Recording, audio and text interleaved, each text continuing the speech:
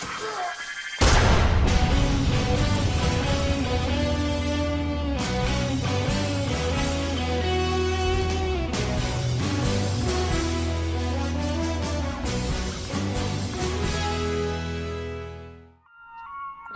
there, and welcome to an episode of So Curious.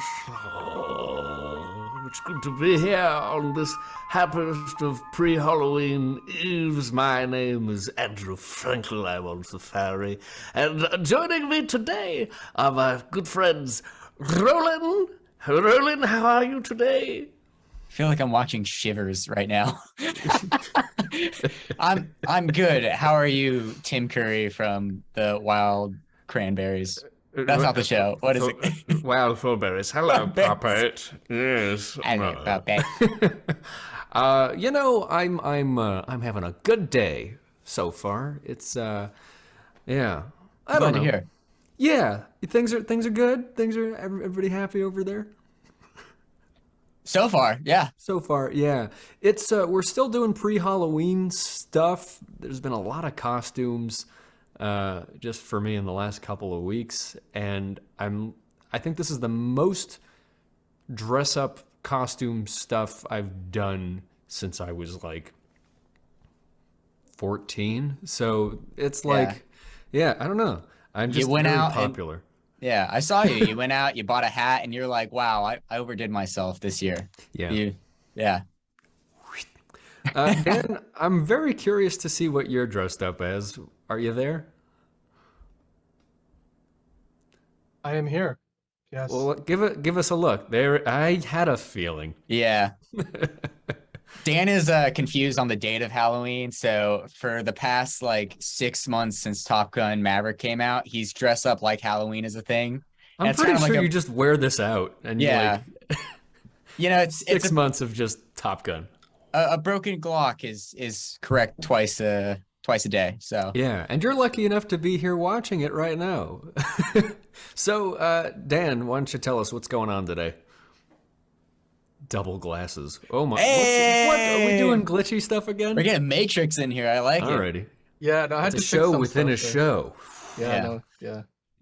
I was like, I can do it a couple of different ways. I chose to do it this way. Okay. All right. Time to look at the rundown.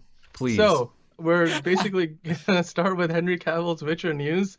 It's been everywhere. I'm sure you saw it on the thumbnail of this episode. We're going to talk about MCU trailers. We got an Ant-Man trailer, Guardians of the Galaxy Holiday Special, #Kevin Bacon. Horror trivia. We're going to be playing a game. Yes. Hopefully nobody dies. Then we'll have a hot D Season 1 review, House of the Dragon, in case you don't know what that means. And we'll finish things up with the Wakanda Forever. We're looking ahead. Our predictions for the movie that will probably make millions, if not billions of dollars at the box office. And it just had its premiere at the in LA, and Kevin Feige had some. Everybody was there. Kevin Feige actually got asked some questions about the James Gunn news for DC, so we'll be talking about that too. But yeah, the rundown. Well, that's exciting. Very nice. Yeah, we got a good old show for you today. But right before we get into all that other stuff, just what you guys been up to? Roland, you were telling me you went to see the Rocky Horror Picture Show last night, and it sounded like there was a story. Yeah, that is something that me and my friends do every year. If you've never done it before, I heavily recommend finding a theater near you. I'm lucky enough where there is a theater in my small town, and we do it every year. Usually we do some sort of game beforehand, like a hide and seek in the dark. That's always a classic. You can do that at home, or you can do that in the streets of where I live. But it was good. We all dressed up. Me and my girlfriend dressed up as kind of goth punk. My friend Philip dressed as Edgar Allan Poe. That was his contribution. Good for him. What does that look like? Yeah, mostly, honestly, all of those kind of fall within the same theme. If you've ever done the Rocky Horror thing. I know there's like a whole code in terms of like what you're wearing stands for and what it means. Did you guys do that whole thing? I did not know about that. I need to look No? into that. Apparently it's like fishnets equal something and eyeliner means you're a virgin or something. Like there's a whole code. So Lipstick. Lipstick, I do know is that what it is? That's virgin. Because like if it's the first time you've ever watched Rocky Horror, they're like, oh, so you're virgin, and then they put like red lipstick and a V on your forehead.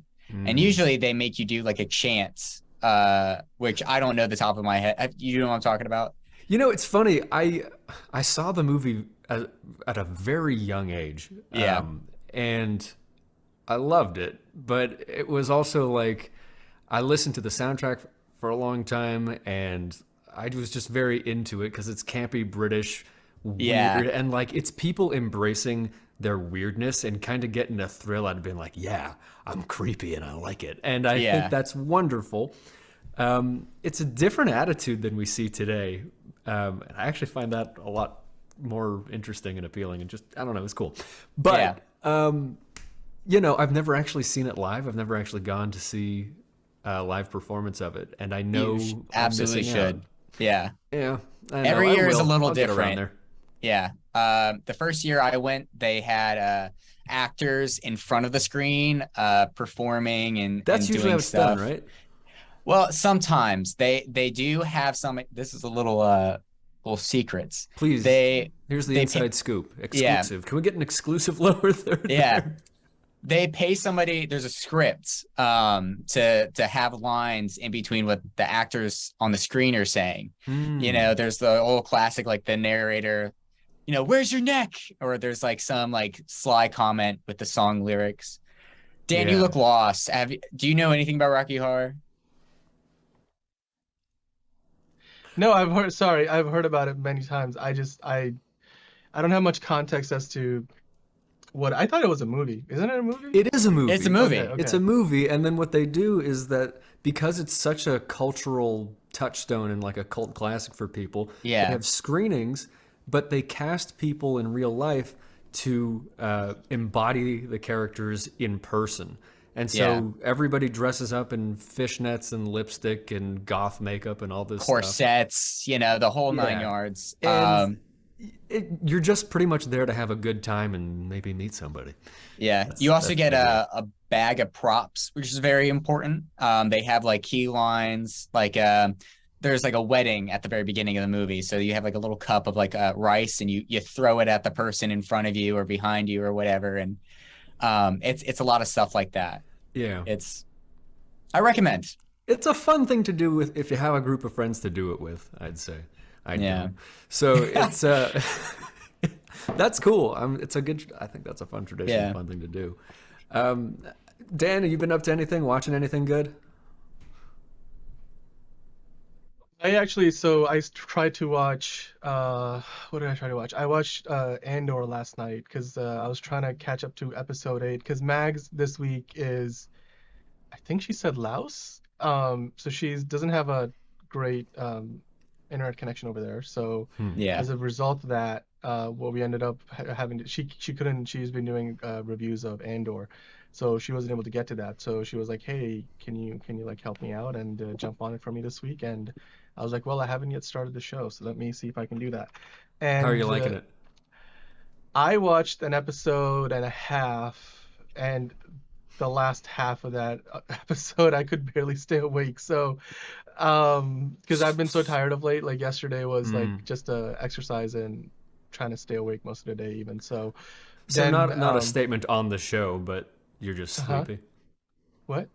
That's not a statement regarding the show. You've just been no. I'm just been really tired of late. So I could barely keep up with it because I was just like literally the few days before that, I was trying to get through Homecoming season 2 on what is it called, Amazon Prime. And it took me like a couple of viewings because I was so tired I couldn't like sit through more than an episode at a time, and their episodes are like 30 minutes each and there's only 7 of them. So I was like, that shouldn't take too long. Struggling. Yeah. Yeah. Well, Yeah, I what did I do? I finished The Patient with Steve Carell and Domhnall Gleeson, and oh yeah, how was that? you know, it was fine. I wasn't thrilled with it. If I could go off on a quick tangent here, I've been noticing a lot of non-Jewish actors playing Jewish characters and not pulling it off. And as much as I like Steve Carell, and he put in effort here, I just didn't get that sense from him. And that was a little disappointing. But other than that, it's an interesting concept for a show that gets dragged out for 10 weeks. And here I am at the end of it, just sort of being like, eh. Yeah. And out of that, my sister was like, you got to watch Tell Me Lies. That's incredible. So I watched a couple episodes of that, and I don't know, it's better than a Netflix show. I think Hulu makes better original stuff than Netflix. I'll say that at this point. So yeah, that's pretty much what's been going on in terms of entertainment in my life. Should we go ahead and see what you people are saying to us? Because you've been mean lately. Who knows? Maybe we deserved it. Let's see. Let's take a look at the comment of the week. Yeah, let's do that. We only got one this week. We got carried away the last couple. Well, we got a lot of comments coming in. This week was a little. I know we got a lot of videos. That too. Like video replies, which is like... Actually, we almost used one that we received, but it was kind of profanity laden, and so I didn't have time to. This is a family show. It. Yeah, it is. It's. We gotta keep it clean over here. Unless you put up a language warning, and then it's the Wild Wild West. Anyway, then there's no rules. There's no rules. Yeah. So this is from episode 10, Andrew's episode 10 review of House of the Dragon. Oh, I know what it is now. Yeah. Comment of the week: Dry Brush Everything. Weird name. I'm just gonna go ahead and say that. You are such a cool contrarian. Well, to that I say thank you. Thank you. That's Andrew Cool Contrarian. You know what? There's worse things to be. I'm not a contrarian for the sake of being a contrarian. I genuinely disagree with most people for reasons that I have. I wouldn't even say I'm a contrarian. As I've said a million times, I would love for everything to be of high quality, of the best quality. And so I hold people to a standard, and I say, this is what I would like from you. And I give you my honest feedback. I think there's enough people on the internet saying, yeah, it was great, I love it. And there's enough people geeking out about stuff. I'm not gonna be that guy. I'm gonna give you what I think. I'm gonna tell you how I feel. And I'm gonna give you some reasons, if you stick around to the end. But yeah, cool contrarian, thanks. Dan, let me ask you something. I'm going to read a definition of contrarian, and let me know who this sounds like. Okay. A person who opposes or rejects popular opinion, especially in stock exchange dealing. Take out the stock exchange. Who does that sound like? I think that sounds like Andrew. It does. Yeah. It's a cool title. I think I don't mind it, but you know what? I don't want you guys to think that. Like, listen, I love Top Gun. Everybody loved Top Gun. Fair. In my season 1 review of House of the Dragon, which you'll see later today, I mentioned I don't like any of the characters on this show, but I enjoyed Tyrion, and I actually really liked Littlefinger on Game of Thrones, but there were things to like about it. But I'm not gonna I don't fanboy for things just because I should. We should, and you know what? If you disagree, comment and tell me why, and support your arguments. Don't just call me names. I respect it. Hey, the upside of this is we have gotten a lot of comments that were not nearly as friendly. There were people literally attacking Andrew last week. It was hilarious. I had they're always attacking Andrew. Yeah. I can take it. That's the thing. That's the problem, is that people go, oh, he can take it. Let's see how much he can take. And I go, bring it on. Nerds. just sitting behind a screen. I don't care. You're nerds. Wow. So, and we did a video. Let's remind people, I did a video. I'm not a nerd. Okay? Yeah, though we gotta, that video is sort of, I would say that video is sort of gone missing into the ether. We should probably like repost it or use it on the show at some point. Yeah. Let's remind people that they're not nerds either. Okay. Well, I think we've spent enough time on this little nickname. So let's move on. Let's do it. And in the meantime, watch the show, subscribe to the show, be our friend, comment, because God knows I love responding to your comments. And, just we post stuff on all kinds of content, TV shows, movies, everything. We're up to date and we're opinionated, and, so are you. So join us. Join our movie fan community.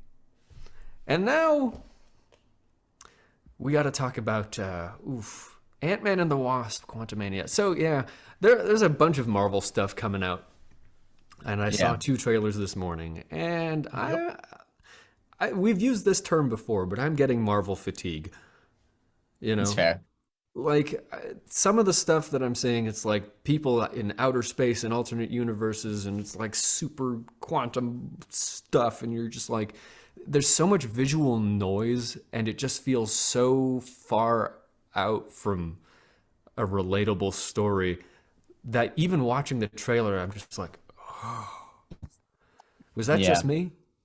No, I think that's fair. And we're starting to get into the whole multiverse thing and starting to see Kang finally. And it's definitely going to be overwhelming for a lot of new people because it's a new big bad. But I think we're finally going to understand like what this new phase is starting to mean. But I don't know. It's hard to say. Well, I will say break it up a little bit. Okay. Okay, go ahead. Finish your thought. Yeah. I'm just going to say it. I'm annoyed that they recasted Scott Lang's daughter. I don't know if anybody else saw that, but she's totally different. People, we have known about this for a while, right? Like it's not exactly news that they did this. Like, but I know. When they first did it, well, when they first announced that they were recasting, I think a lot of people had this reaction, or I guess the majority of the internet had the reaction that why not stick with the actress who was there before? And I think, well, in their defense, maybe they just felt like this, for a bit part in Endgame, it was fine to have that I forgot her name, but Catherine Newton, I think, is the person who's playing the Cassie now.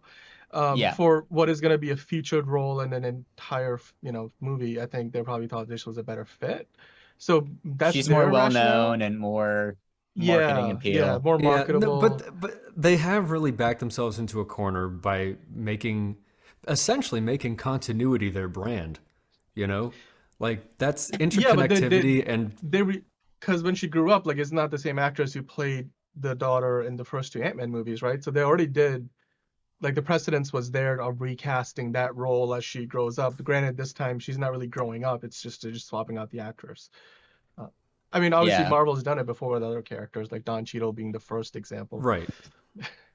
Yeah, but back then they hadn't really backed themselves into that corner yet. It was that wasn't just a sequel at the time. Yeah.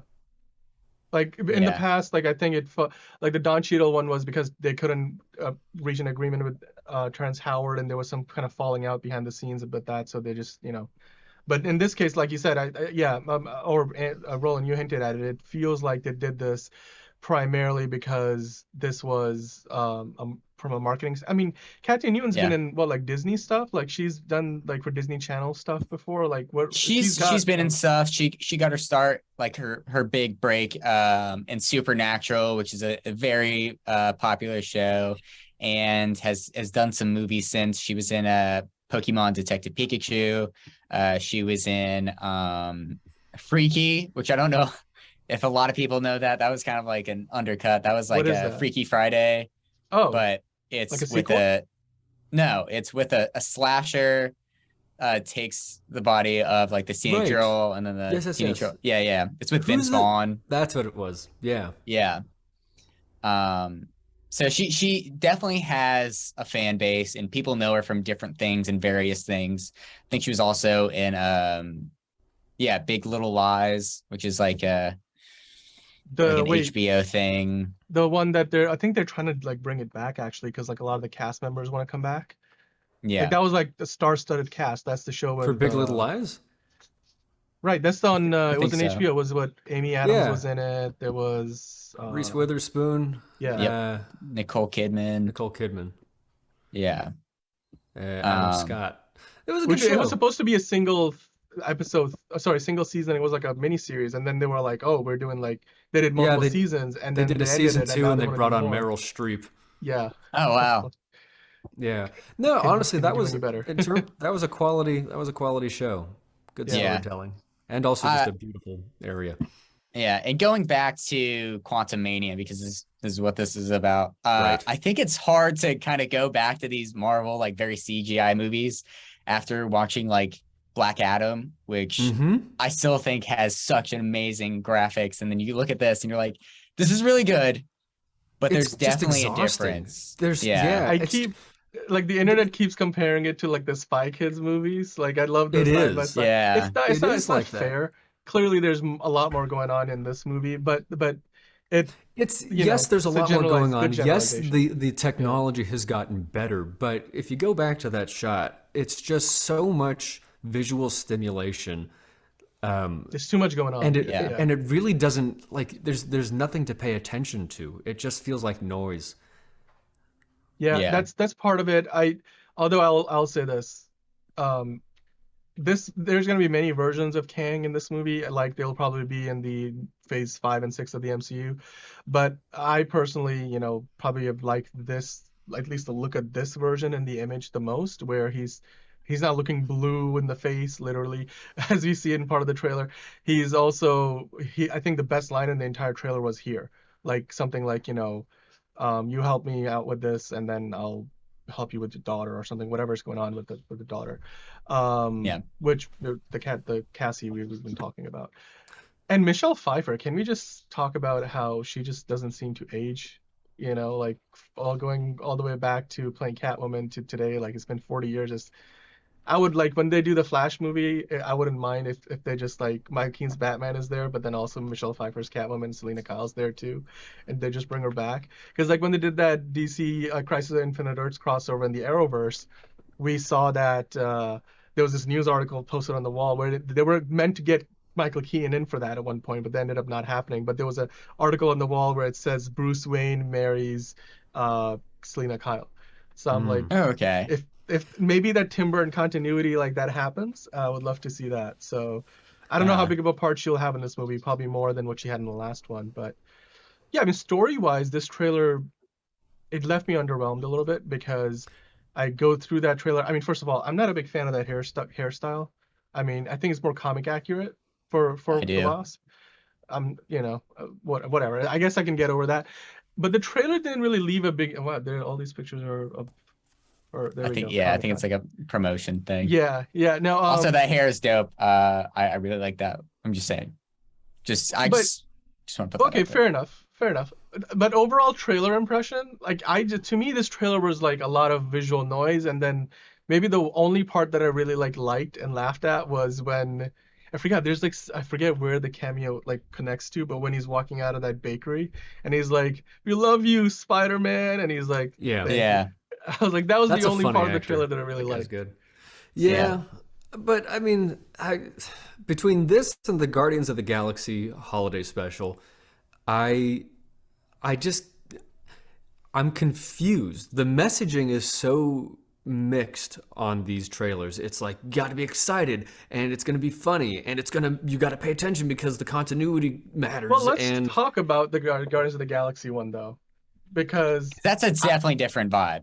Yeah, because okay, well, but Andrew, I'll let you finish a thought on, because I think in my opinion, the Ant-Man and the Guardians of the Galaxy trailers were like two wildly different things, and I walked away with two very different. Oh, really? Okay. Yeah, no, honestly, like we've said this before, but it feels like it just feels like a mini series at this point, or just like a series of a TV show where the episodes are 2.5 hours long. The tone is the same. All of the characters pretty much sound the same. There's jokes, there's references, there's cameos, and if you're a comic fan, then there's like accurate or like weird deviations from the comics depending on which actors are alive. It's just, I don't know. It's a bunch of, it's like when you mixed colors in preschool. You're like, what happens if I mix all the colors together? It just turns this weird gray brown color, and that's how it makes me feel. Okay. Wow. Controversial. Interesting. Okay, but you're kind of generalizing a little bit. Let's kind of dive a little bit deeper into this. Yeah. Let's talk about the Guardians of the Galaxy Holiday Special trailer, which this is coming out, I believe, on November 25th, if I'm correct. Which is pretty soon. Like we're at the end of the, it's Halloween here. So it's Thanksgiving week, I think, right? Like what is that? Like the Thursday? It might actually be Thanksgiving. It's always Thursday. Well, no, I mean the like third Thursday. The 25th. Oh, it's a Friday. November 25th. It's Black Friday. Yeah. Yep. So before we even kind of talk about this in particular, what do you guys think about the idea of this being like a special? Because you guys watched Werewolf by Night, and I think both of you walked away with a positive impression. So just as a format alone, do you think this is a good fit for maybe what this is going to try to do, or is this just a bad idea? I think honestly, I think it supports what I was just saying, is that Marvel is a TV show, and this is a holiday special. I don't know, it looks silly. At least with Werewolf by Night, it was, here's something interesting and different, and it'll set up a different part of, the Marvel universe with monsters, and more horror elements. But this is something that really just feels like, I don't know, maybe non-canonical. I think it's definitely canonical, but can I just... We're taking Star-Lord back to Earth? But they do. Well, I mean, they've been on Earth, like for Infinity War and for taking him around Endgame. Hollywood and seeing Kevin Bacon and doing this whole thing. It's just right. Well, we'll get to that in a minute.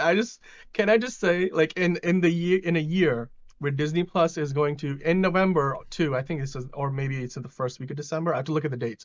They're putting out basically what amounts to the Santa Claus 4, which is calling it Santa Clauses. So Tim Allen's back, and like I forgot what the name of the actress is who plays Mrs. Santa Claus. So then in a year when we have that coming out on Disney Plus, I'd much rather watch this, because going into this I was like, I don't know what this is going to end up being. But then, and the trailer starts off sort of like a little ambiguous, like, okay, well, I guess they're on Earth. Peter Quill is still depressed about Gamora, but then like the trailer turns. And then it starts to, it's kind of start to play out like one of those Hollywood, what do you call it? Not Halloween, but like one of those holiday movies, like on the Hallmark like channel, a Hallmark movie, yeah. Yeah, or like on Lifetime or Hallmark or whatever, like on any of those. And and then they're on Earth all of a sudden. Well, there's Sean Gunn, look at that, the brother of James Gunn, we'll talk about that later in DC. He's going to DC now, but. So I'm kind of interested to see, like, is he gonna get Sean Gunn more stuff to do over at DC moving forward? By the way, sorry, I'm just getting sidetracked because looking at these images. Did you see Groot? He looks jacked. Like, he's going through the face. He's growing up. What is this? Yeah. Because the old Groot from like the first Guardians of the Galaxy movie was sort of like a little bit like lanky. Yeah. This guy's got like a pecs and like glues everything. It's up there. It's very funny to look at him because like you can tell like that's a guy in a suit, But I got a kick out of it. I liked it. It was good to finally see like Groot kind of getting into that young adult phase. But I like this. I think they'll really pull into like the campiness and cheesiness of any holiday special. And I think they'll have a lot of fun. And you think Santa will be in it? Technically, Santa is a character in the comics, so that'd be dope. That'd be fun. Yeah. Yeah. And well, DC. Who's not a character in the comics is Kevin Bacon. But I know. I love, the best part of the trailer was when it's like introducing Kevin Bacon, and then they're like at his house. And it's like, okay. Yeah. Like you could have a negative reaction to that. I'm like, wait, what are they doing? But I was like, oh, and then I saw them chasing him through the neighborhood. I'm like, yes, I want to see this. This is clearly something not to be like the serious side of Marvel. This isn't Quantum Mania. This is just saying like, hey, here's something dumb, fun, and hopefully make you smile. And that's how I'm treating it. So well, I hope it makes people smile. I'll probably go see it. Yeah. Well, you don't have to go anywhere. You could just log into Disney Plus and watch it at home. You know what? That's also a statement on it. It's like, yeah, it's just another show uploaded to Disney Plus. Yeah, that's movies now, I guess. I don't know. I'm not that excited about it, but if you're watching this and you are, tell me why, because I got it. I need help. I have to figure this out. When you said tell me why, I've been watching like a lot of YouTube shorts where they just clip up Brooklyn Nine-Nine, and they did this cold open with like the was it Backstreet Boys or NSYNC? I believe so. I Want It That Way. Like, you guys know that the cold open. He's like, can number one, can you do the opening to I Want It That Way? And they're just like, Dan, you're a couple of years late on this trend, buddy. No, I'm a huge fan of the show. I remember the show, like, and this is, of late I've been binging. Like, there's a bunch of YouTube channels who are just like uploading all of these shorts. That's all they're doing. So it's just like a rabbit hole I go like, and I love like Brooklyn Nine-Nine from the beginning to end, but just going back and watching those small clips, because like their cold opens are some of the best cold opens to like any show out there.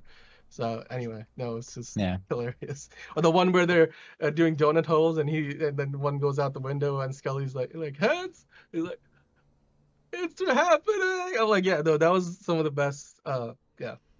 Sorry, sidetracked. Anyway. You're good. Speaking of adorable news and making you feel lighthearted, Dan, how are you feeling about this new Henry Cavill news? I love it.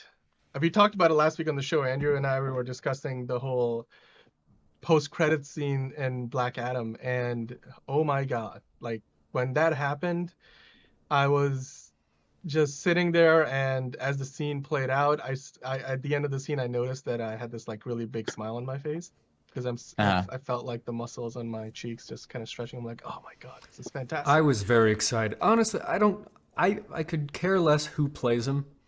I think he'll do a good job. I was just excited to see Superman again. It seems, and I think that they're going to show the character some respect. I think he cares about the character and he wants to do it justice. No pun intended. And I liked Man of Steel. We had some disagreements about it, but overall, he brings a good outsider quality to the character and reverence for the material. So I think, I'll trust him with it. I'm excited to see what they do with it, and more than anything, just happy to see Superman back. Yeah. I like Superman. Yeah. I mean, and Black Adam still, like, now it's got over 2,500 verified audience rating, and it's still sitting at 90% audience score. So it was a good movie. It was a good movie. It was better. Critics didn't like it, and stuff. It's flawed. There's the script is kind of weak. Like, let's be honest. It wasn't the best written film, but it's a lot of fun to watch. The dialogue wasn't the strongest part of it. The story, the concept, the way it was told, and the fact that they did deviate in a lot of places from the Marvel model. And anytime it started feeling like a Marvel movie, that's when I didn't like it. So the little sardonic and sarcastic quips, and like, it didn't need to be silly, but that movie had some heart, and it wasn't your typical, hero's journey. I think that was also really nice. Okay. Yeah. I mean, what do you think, Roland? What do you think about Henry Cavill coming back instead of them kind of rebooting? Because I think that's what they were aiming to sort of reboot the character for a while with, like, Ta-Nehisi Coates was writing a movie with J.J. Abrams, and they were, at one point, Michael B. Jordan was attached to something for HBO. It seems like all of that stuff is gone now, and we're just going full steam ahead with Henry Cavill.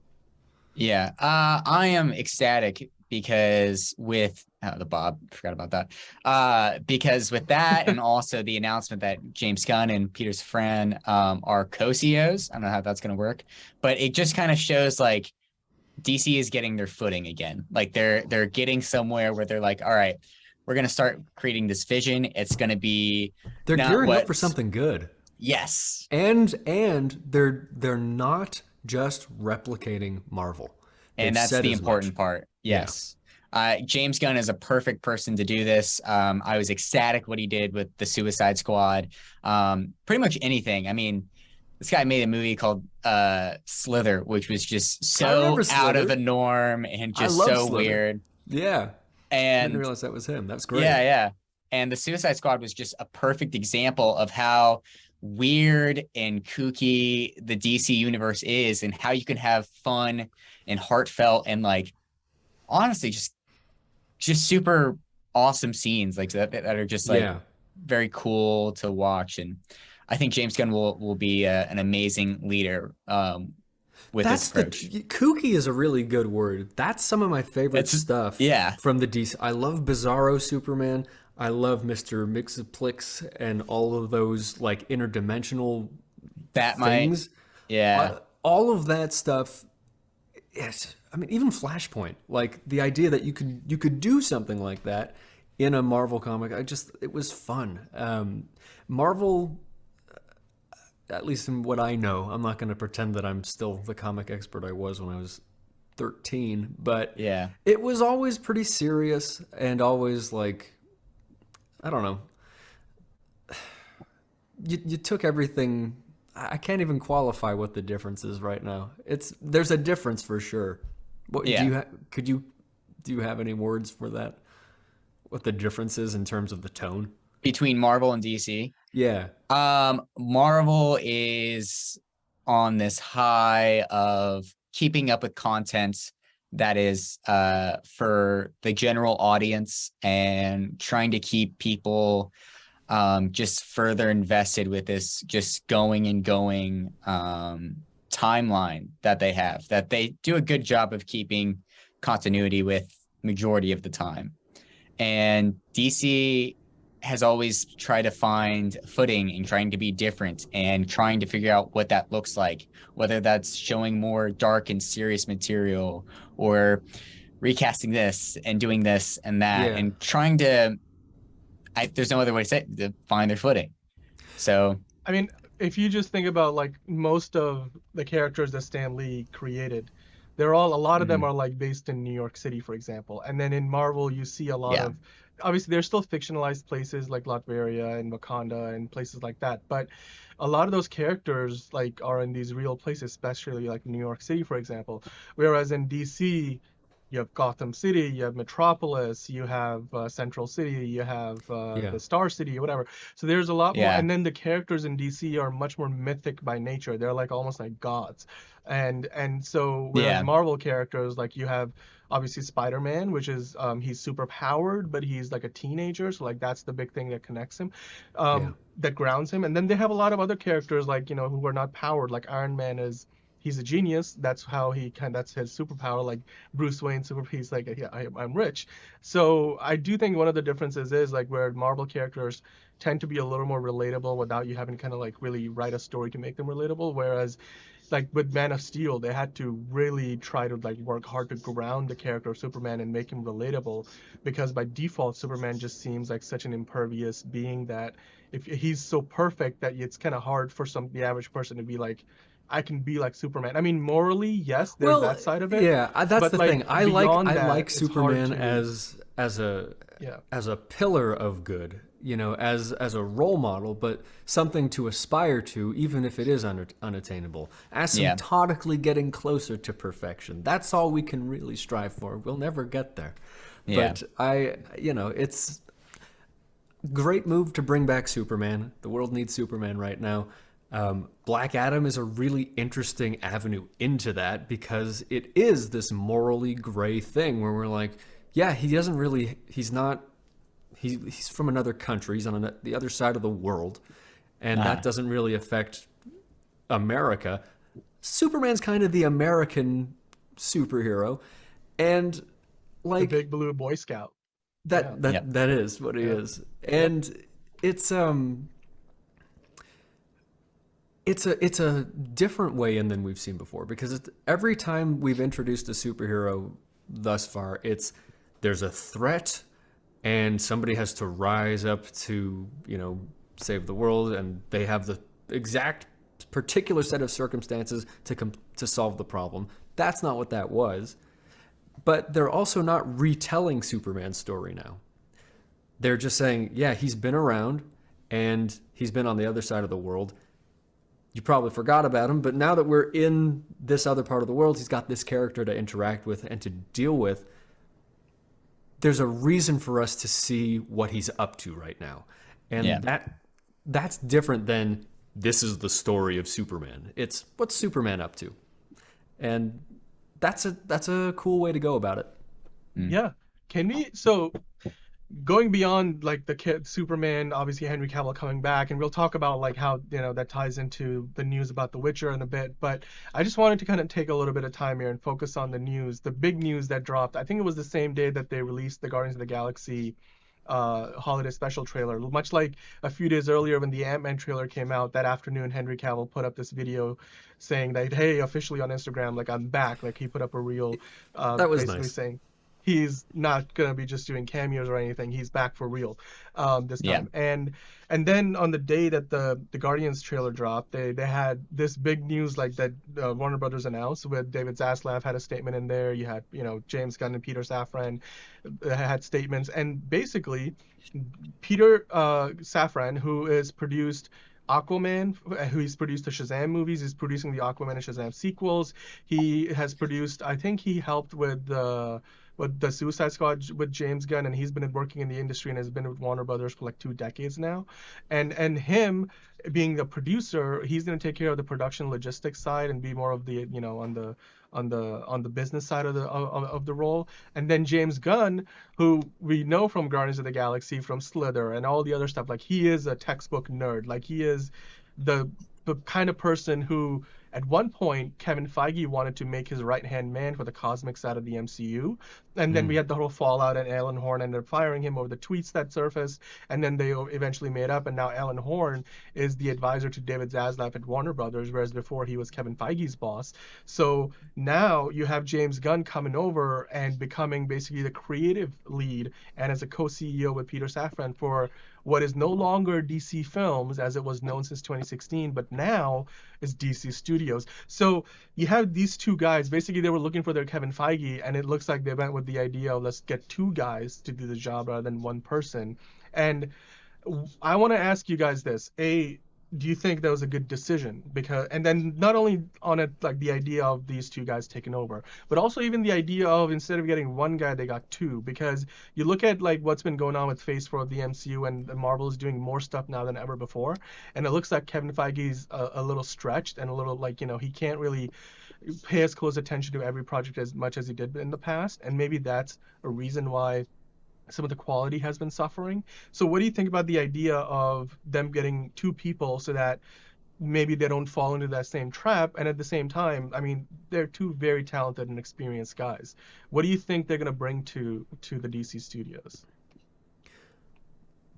I'm not too familiar with the track record of either as producers, and in terms of what I know James Gunn's movies. I've seen Guardians of the Galaxy, I've seen Slither, and I know he's got a good sense of humor, and he was able to, make Guardians of the Galaxy an event and a movie worth seeing and even rewatching.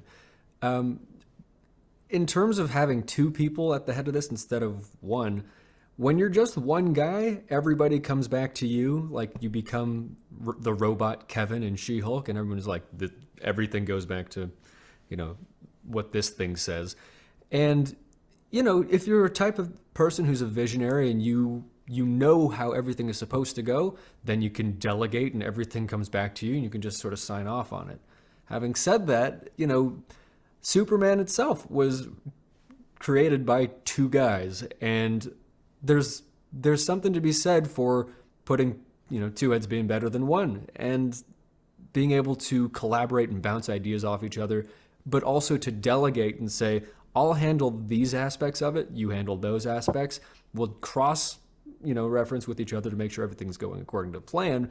But, as long as the vision stays consistent, and they cooperate well, I think it could work for them.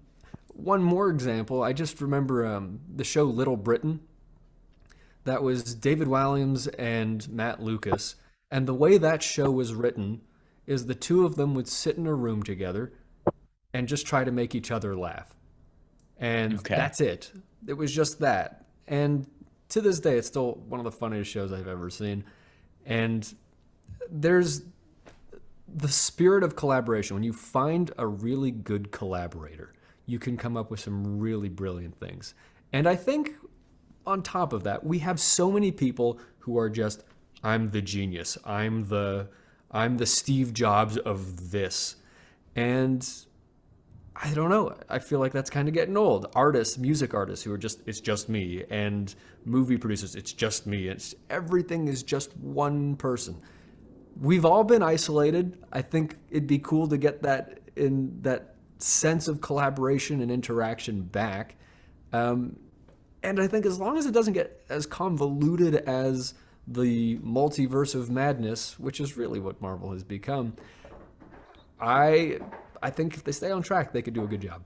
Yeah, and to that end, James Gunn obviously has already done the Suicide Squad, so he's got some experience working over there. He's done Peacemaker. They're working on the season 2 for that now, and he's already been developing other projects over there.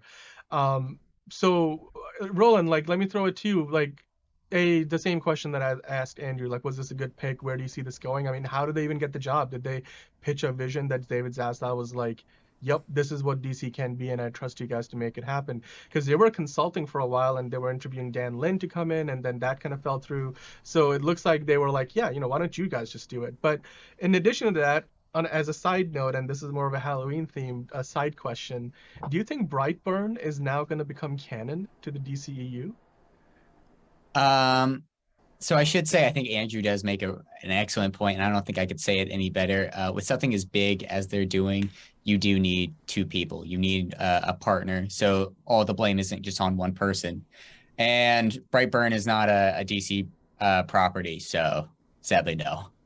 Well, no, but okay, well, what I'm hinting at is, remember it ran into these copyright issues with Warner Brothers because they were basically trying to do I don't know if you want to call it satire, but it was very much like, if imagine a Superman went bad, and it wasn't a good guy and he was a villain instead.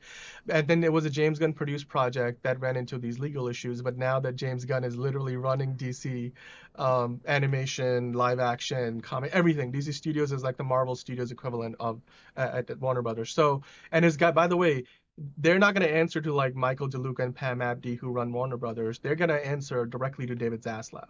So there's literally no layers of management in between James Gunn and Peter Safran and the leader of Warner Brothers Discovery. Even Kevin Feige now has a few people above him, so he doesn't quite directly report to Bob Chapek, the CEO of Disney.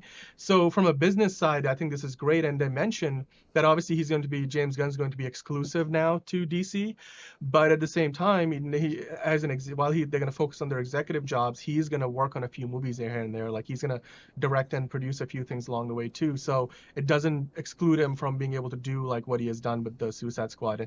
And there was something, I think there was an exchange with The Rock on Twitter where they're just The Rock welcomed him in, and he was like, "It's great to be here, looking forward to working with you." And then The Rock returned the sentiments, and they both used the hashtag Dawn of Hope.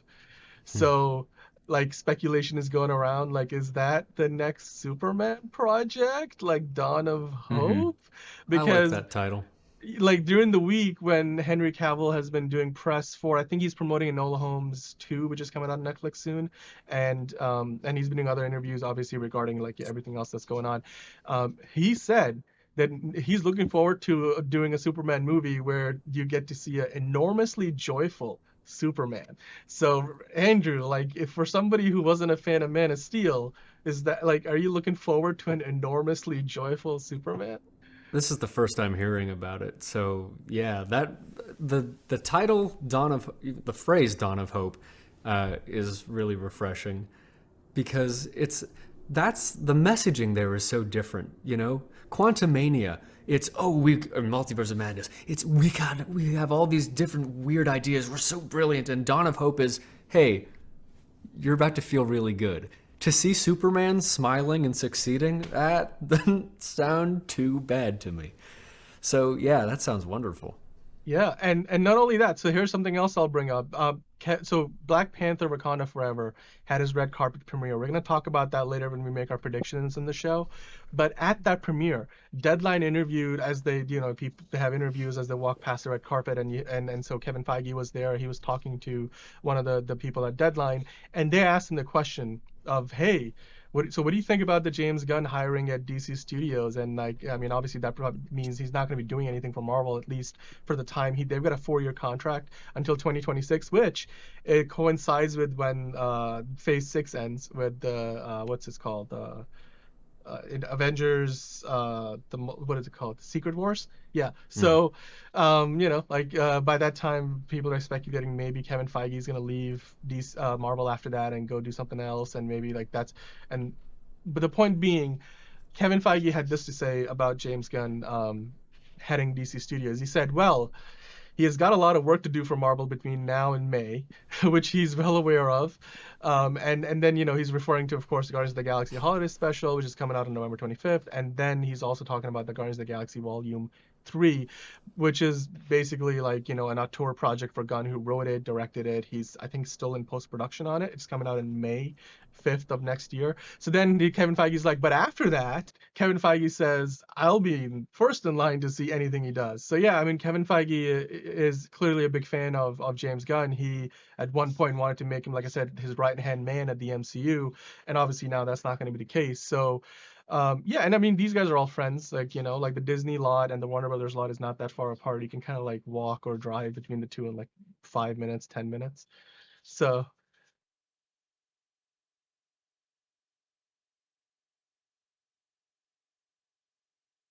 press release stuff. Yeah, that's I lost nice. your audio there. That's Couldn't nice. hear what you were saying. Oh, I said standard press release. Because what else is he gonna say? Fair enough. Can we talk a little bit about Henry Cavill, what this means for his career? Because it means no Witcher. That's what that means. It means no Witcher. Well, it means a different Witcher, right? Yeah. Yes, Liam Hemsworth is going to be taking over as Geralt of Rivia. Now, this is a news that just dropped over the weekend, so we have no. Here's the thing. I have a statement, Andrew. If you want to read it off for us, this is basically what Henry Cavill said. When this news came out last night, and he doesn't hint at the reason why he's leaving. He just says he's leaving and Liam is going to take over. But here's a statement. Yeah. My journey is as Geralt of Rivia has been filled with both monsters and adventures, and alas, I will be laying down my medallion and my swords for season 4. Cavill said in a statement. In my stead, the fantastic Mr. Liam Hemsworth will be taking up the mantle of the White Wolf. As with the greatest of literary characters, I pass the torch with reverence for the time spent embodying Geralt and enthusiasm to see Liam's take on the most fascinating and nuanced of men. That's a fantastic accent. It's like Henry Cavill just entered the room there for a minute or something. Yeah. I wanted to give that to you and to you. Yeah. Oh man. Again, okay. This is standard, all right, we're pulling him out this way, and so there's literally a space where we left him. I don't know about The Witcher. Do people like The Witcher? Is this going to be a real big problem? Is he the main character? Yes, he's the main guy. Yeah. And the show. Yeah. End the show. He's the main guy. Okay. I've never watched it. I have no interest in it. I don't care that he's playing Superman. I'm happy that Superman is coming back. Great, he's there. Yeah. We got to stop making The Witcher. Put it on hold. Do something. It's just, I don't know. My speculation on this is that here's what I think happened. Again, they haven't officially said the reason why he's leaving, but November 1st is when James Gunn and Peter Safran start in their roles as the co-leads of DC. So I think when that happens, right that day, we're going to probably get a news press release of some kind saying, hey, we have signed on Henry Cavill for a multi-picture deal or something like that. The other less likely thing that I was speculating is possibly after basically being the runner-up to Daniel Craig to play James Bond, like a number of years ago when that happened, could he go back and get the role? Because like there's precedence for this. Henry Cavill was the runner-up to Brandon Routh's Superman in Superman Returns, and then he got cast in Man of Steel. And so if he was runner-up to Daniel Craig for Bond, there was a chance he could end up being Bond. But I think more likely it's that he's gonna, it's because they're trying to, apparently it's because this would indicate they're looking to move on that Superman project quick. They're not looking to wait on this thing. What a career. If he ends up being Superman and Bond. Yeah. But if you were to, can you imagine if he's Bond and Superman? I mean, if they were like, you have these three, but you can't only have two. I would definitely drop Gerald of Rivia to go do Superman and Bond. It's not even a comparison. Yeah. Even though Witcher is a hugely popular show on Netflix, like around the world, but it's not Superman. It's not. I know a lot of people that watch it. Yeah. I don't. But you know what? It's that's fine. Superman and Bond, those are two incredible characters to get to play, to even get close to playing. That's pretty cool. No, this is huge. This is huge. Yeah. If you're watching this and you're thinking, well, hey, I completely agree with the guy in the hat, let us know. And and subscribe and be part of the conversation. We are on everything. We're on YouTube, Twitter, Twitch, Spotify, Apple Music, Instagram, and TikTok. Sometimes we do TikToks. And thank you for watching. Now we got our next thing for you, which is a little bit of a tribute to someone who lived an incredible life and brought horror, redefined horror, and vampires and monsters as we know them. This is our tribute to Christopher Lee. We hope you enjoy it.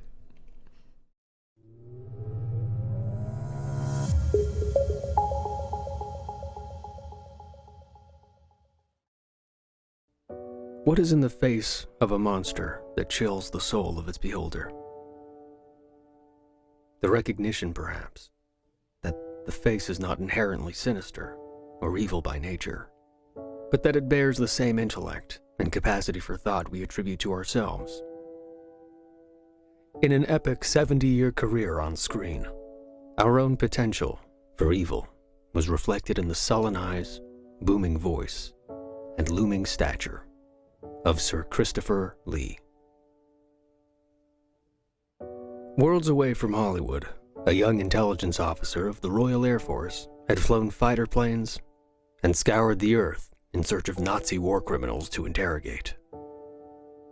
Retiring at 24, Lee needed little encouragement to pursue a childhood hobby more seriously, and despite being told he was too tall, became an actor.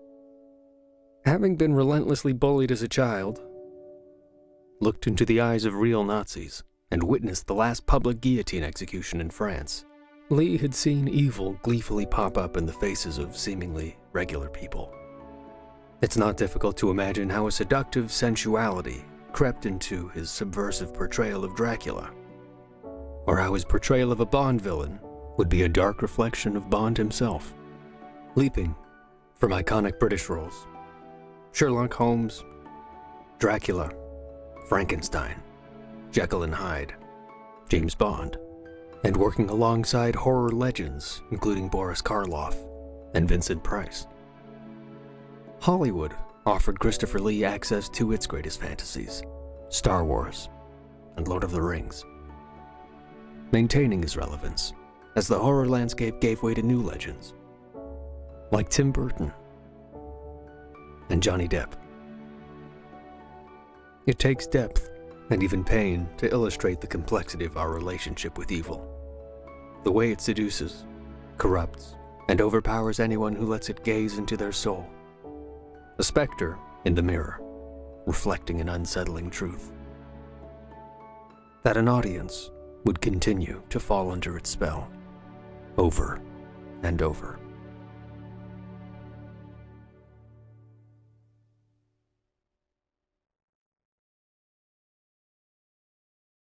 Are you a fan of the spooky, of the horror movies that came out this year?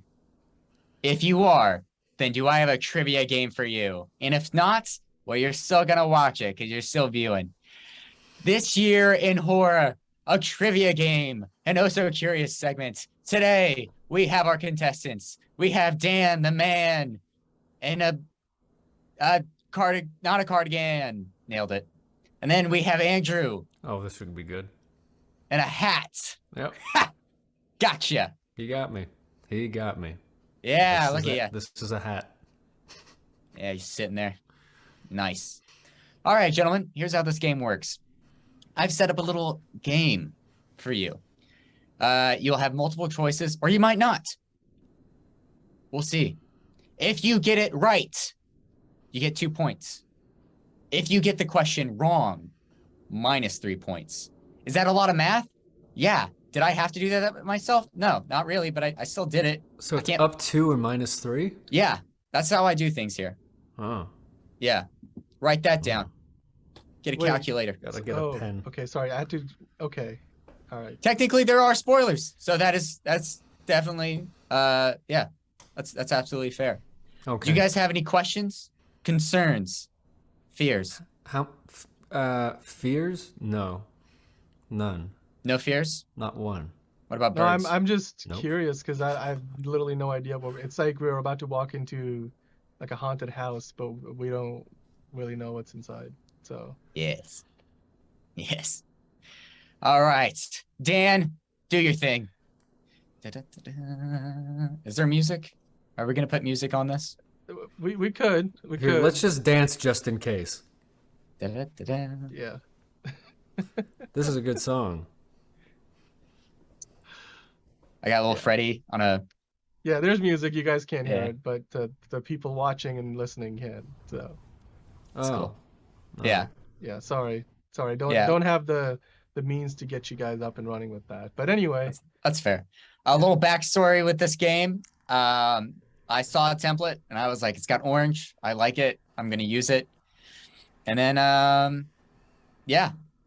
So let's go to the first question, shall we? What sequel of the same named movie did not come out this year? Was it A, Texas Chainsaw Massacre, B, Exorcist, C, Scream, or D, Hellraiser? The Exorcist. Okay. Are we just shouting these out? We're shouting, so you guys are going to shout the answers, and then when you're like, all right, I'm confident, that's what I'm going to say, and then we reveal the answer. I'll say Texas Chainsaw Massacre. Okay. And the truth is B. It's B. Exorcist doesn't come out until next year. Okay. Yeah. So now we have -3 each? No, you have -3. I have You're a -3. loser. Dan got it right. Yeah. So, I was having trouble grasping the fact that I'm a loser. Yeah, Dan for sure peeked at the PowerPoint. I know he did. All right, we're going to the next one. Wait, Look, what? he doesn't deny it. He doesn't deny it. All right. No, what is that? What just happened? Oh, yeah, you just got to press it again. I just did that so you wouldn't peek. All right. All right, little bit of a throwback, if you will. The innovation of practical effects in the late 70s saw the rise of this subgenre of horror. D, body horror. Okay. Dan, what do you think? What are limb films? Yeah. It might be this subgenre of horror. I'm gonna go with body horror. That lines up. Yeah. I was watching that ILM documentary, and they did a lot of those early shots, and you have to do all kinds of creative stuff to make it happen. They're fun. They're a good time.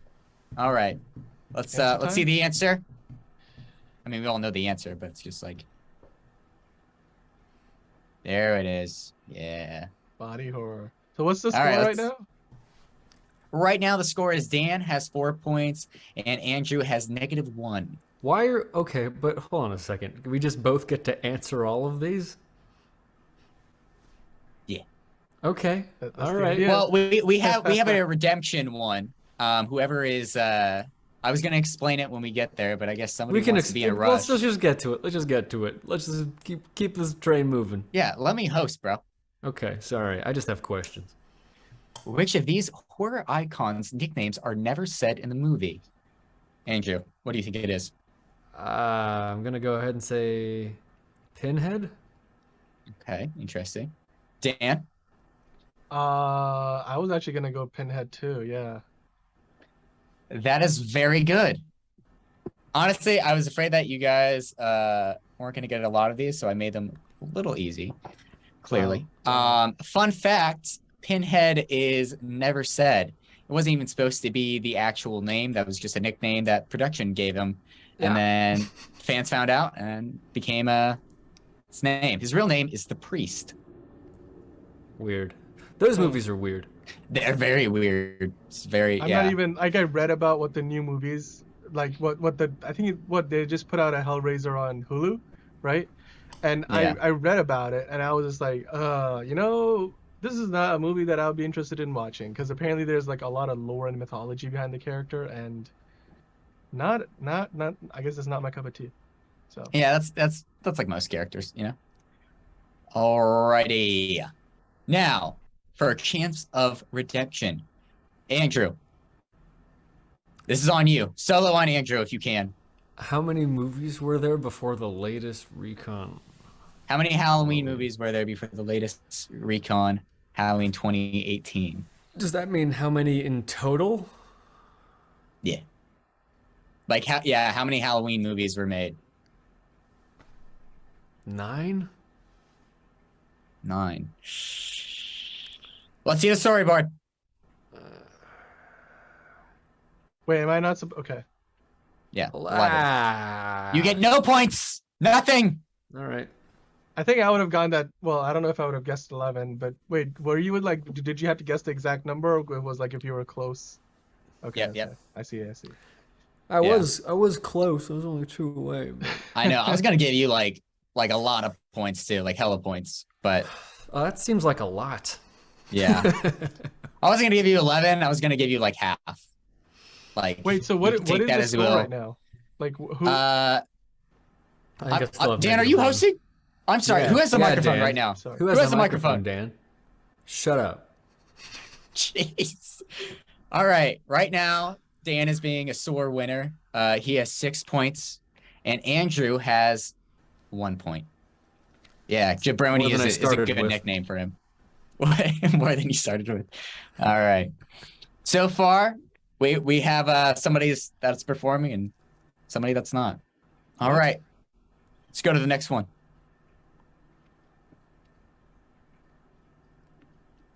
How did the predator meet his fate in Prey? Dan, do you know? Okay, I haven't. This is one where Andrew probably knows because I haven't watched the movie yet. I'm going to say that. God, I feel like I've watched some stuff and I've sort of spoiled them. Oh God, because quicksand was in the movie. There was an axe. There were definitely arrows. I don't know if it was a bomb. There were like French colonizers in there, right? Like there were French. It's very true. There are French colonizers in there. Okay. I'm going to say an arrow. An arrow. All right, Andrew. What would I you don't say? remember. I think it was an arrow. I'll say axe just to be different because I'm a contrarian. Yeah. I am 100% guaranteed that Dan has been cheating because it is an arrow. Predator meets his fate. I'm not cheating. I sort of. Okay. I'm pretty sure you're cheating. He's seen all the answers. Really? Yeah. Come on, give me some credit here. I'm not cheating. I have not seen the movie. I will not give you credit, sir. I will not. Can I have his point because he's cheating? Yeah, might as well. Right, no, that's not fair. No, I protest. Are you? Hey, Dan, are you the host? Dan, are you the host? You're the host. Are you making the rules right now? You're the host, Dan? You're not the host. You make this PowerPoint? I don't think so, bro. Yeah. No, but you looked at it, didn't you, you big cheater? Yeah. I did not. Okay. Wow. Now he's going to have to get the next one wrong. Okay. Yeah. He'll get it wrong on purpose. If he gets this wrong on purpose, then I know he cheated. So, Dan, you have to get this one right. In Crimes of the Future, what was the coffin called? I don't remember. I haven't watched this movie either. You know what's weird? I've not seen Predator, and I have not seen this Crimes of the Future movie either. Like, and Andrew watched both, so for him to get these wrong would be like, it's like well, that's on him. Dan, let me ask you because you seemed really confident before. So let's see. And remember, if you get this wrong, well, we know you're cheating. I think like D just sounds like something that just was put there to trip you up. Like, no, what the hell would the resistance B? I don't even know what that is. Sarkmaju, I don't know what that would be. I feel like that picture alone is probably like a little bit of a red herring. Sanctuarium? I don't know what that would be. Umbicord? I'm gonna say sanctuarium. Sanctuarium? Yeah. I'm gonna say sanctuarium? Yeah, that's what I'm gonna say. Yeah. All right, Andrew. I don't remember. These are proper nouns that are, I don't know. It's not how I remember things from movies. Anyway, I'm gonna go with C. C is correct. That sounds right. Yeah. Okay. D is a callback to a previous Existence. Yeah. That's a good movie. That is a good movie. Sarkmaju. That sounds dumb. Honestly. Yeah. Umbicord is a callback to another previous Cronenberg movie, and then B is just I just made it up because it sounded like sacked. Yeah, no, I remember the reason it sounds dumb here, but when you go and you watch Crimes of the Future, it's like it all looks like body horror stuff, but yeah. He just talks about it as though it's the new technology of the day. And it's a really interesting commentary. I don't know. We can talk about the movie later. I love that movie. All right. Well, what's our next question? Well, I don't know. Dan's probably already seen it. What's our next answer, Dan? Oh, come on. This one is for our Bollywood virgins. Which of these titles is the name of the Bollywood Nightmare on Elm Street?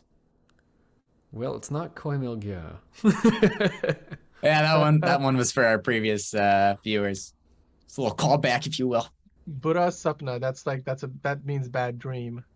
That's Hindi. Dushpapan Chehra.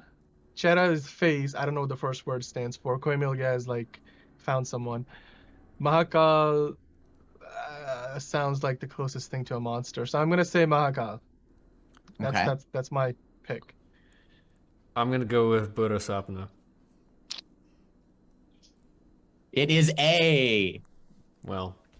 Yeah. Well, geez. But I was trying to. I showed my work. Off. I was taught this. You can't say Okay, I don't know. I guess there's no way for me to clear my name here. I'm just gonna say that I'm not cheating. And I did mess with Google Translate a little bit. I'm not gonna lie. I even try to help you guys out with like translation. I'm not lying about those translations either. It's like no, that's what I typed in, so it works. Yeah. All right. And then I Where believe the next one can I just is. ask for the score, please? No, you cannot. Okay. Because are you the host? Yeah. All right. After this, Dan, after we get another redemption one, then we will come up with a score. Is that okay? Can you wait till then? Sure. Why okay. not? Yeah. Andrew, you're still the underdog in this story. Oh. In total, how many Friday the 13th movies are there? 11? I don't know. 11. Is that your final answer? Sure. Yeah. Oh, buddy. Buddy. 12. Fuck. 12. It's one off of 13th. Come on. It's right there in your face. Oh, man. That's a shame. I was going to give you like 7 points, too. I was going to just Still can. I still can, but I'm a stickler for rules, so I'm not going to. There are no rules. Andrew, let's see how many points you have. You have 0. What? I'm so sorry. It's evened out at this point. Oh, wait, because you was getting negative points for getting things wrong? Because I thought you had some. Okay. No, I've actually just looked at the score again. It's -3. You've gone even with your answers. You got 3 right and you've got 3 wrong. Mm-hmm. 2 more wrong if we count the redemption rounds, but we're not. Those are just going to be zeros. Boy, that would be real humiliating, wouldn't it? And Dan has 7. Good job, Dan. Cheater. All right. Let's go. Let's go to the next one. How are we feeling about this, guys? How you guys? I like it. This is fun. I know Dan's on a high that I've never seen before. Like literally, I thought I would really not do well. When you said like this is a horror focus. I thought this was going to be about the year in horror. That's what it says. The year. I tell you when they're throwbacks. like all four of these options, for example, are movies that came out this year. So, yes, they've all been modern. They've all been relating to modernness. As you guys know, I'm from North Kakalaki, and we do have a film scene here. So let me ask you guys: is that how you pronounce that? North Kakalaki? That's just a nickname that we have. But which of these movies were filmed in North Carolina? C, Black Phone. Okay. Dan? I'm going to say Smile.